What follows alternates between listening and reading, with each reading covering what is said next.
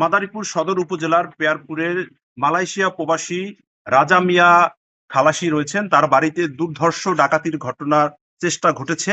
তার যে সাহসিকতা, সেই সাহসিকতায় ডাকাত দল বাড়ি থেকে সটকে যেতে বাধ্য হয়েছে। সে সময় তারা বেশ কয়েকটি হাতবোমা বিস্ফোরণ ঘটায় এবং এখানে যে আশপাশের বাসিন্দা রয়েছে তাদের মাঝে আতঙ্ক ছড়িয়ে পড়ে। আমরা এই ঘটনাস্থলে রয়েছি। এটি এটি মালয়েশিয়া প্রবাসী রাজা মিয়ার বসতবাড়ি।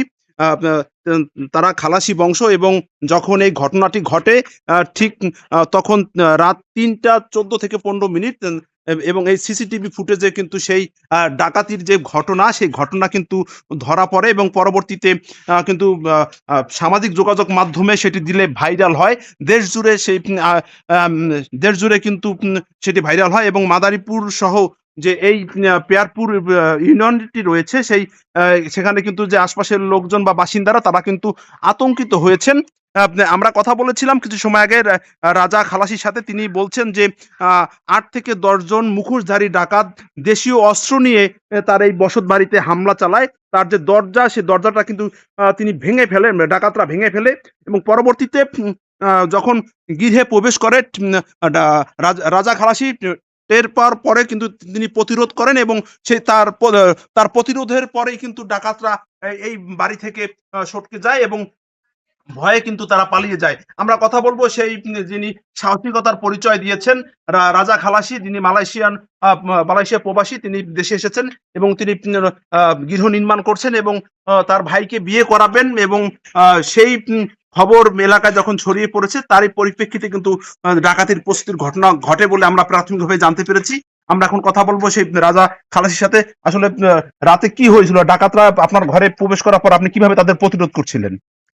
আসলে এটা রাত আনুমানিক ৩টা ১৪ মিনিটের দিকে হঠাৎ করে আমি একটা শব্দ শুনি। শব্দ শোনার পরে আমার ঘুম ভেঙে যায়।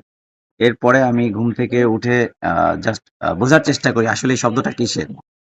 তো এরপর আবার একটু শব্দ শুনি। তখন আমি একটু জাস্ট প্রস্তুতি নিয়েই, যেমন আমি একটা ছুরি নিয়ে বের হই যে আসলে কোনো মানুষ আছে কিনা।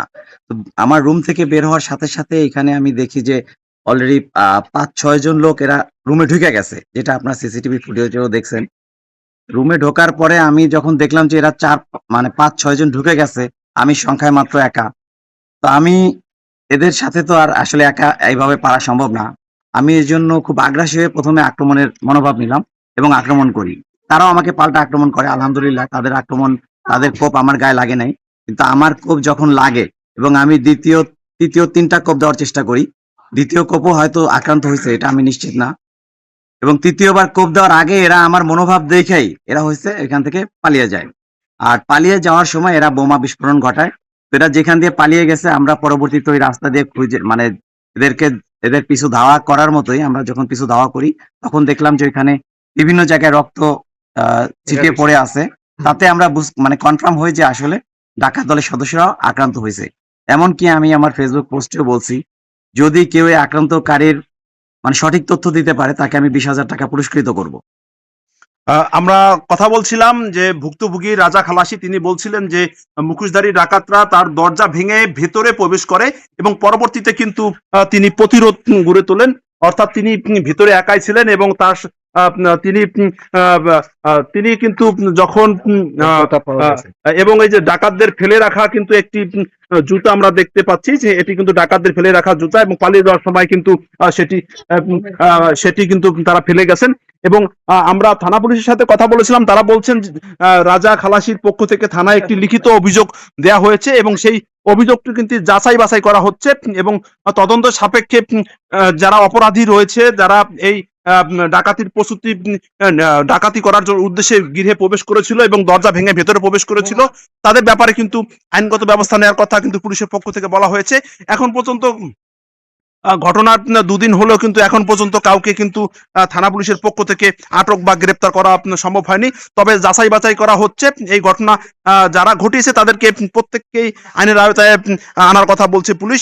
আমরা এলাকাবাসীর সাথে কথা বলেছিলাম। তারা বলছেন যে এই ঘটনা যেহেতু সিসিটিভি ফুটেজে ধরা পড়েছে, এই ঘটনা যখন সামাজিক যোগাযোগ মাধ্যমে ছড়িয়ে পড়ে তারপর কিন্তু বেশ আতঙ্ক ছড়িয়ে পড়েছে এলাকাবাসীর মাঝে। তারা বলেছেন পুলিশি টহল জোরদার করার পাশাপাশি এলাকার নিরাপত্তা ব্যবস্থা জোরদারের কিন্তু দাবি জানানো হয়েছে এলাকাবাসীর পক্ষ থেকে। তো এই ছিল আমার কাছে মাদারীপুর সদর উপজেলার পেয়ারপুরের মালয়েশিয়ার প্রবাসী যে রাজা খালাসি রয়েছে তার গৃহে ডাকাতির চেষ্টার জন্য যারা ঢুকেছিল এবং পরবর্তীতে প্রতিরোধে পালিয়ে যায় তার সব শেষ।